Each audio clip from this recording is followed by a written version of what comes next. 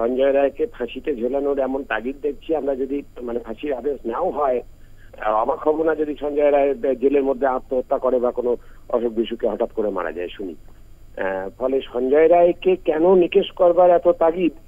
এটা সত্যি বোঝা যাচ্ছে না। যেখানে অন্য যারা অপরাধী তাদেরকে আড়াল করবার যে তাগিদ প্রশাসনের দেখেছি আমরা, তথ্য প্রমাণ লোপাট করার ক্ষেত্রে যে তাগিদ দেখেছি,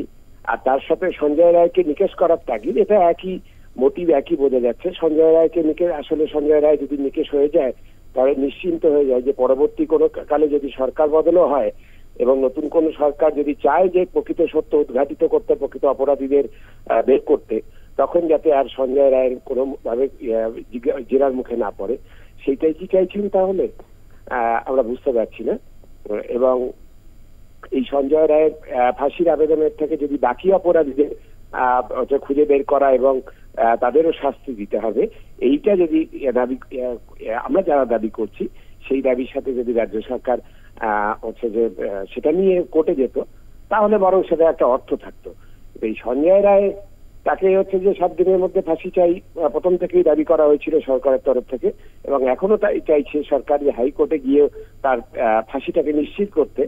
যাতে বাকি অপরাধীরা ধরা না পড়ে।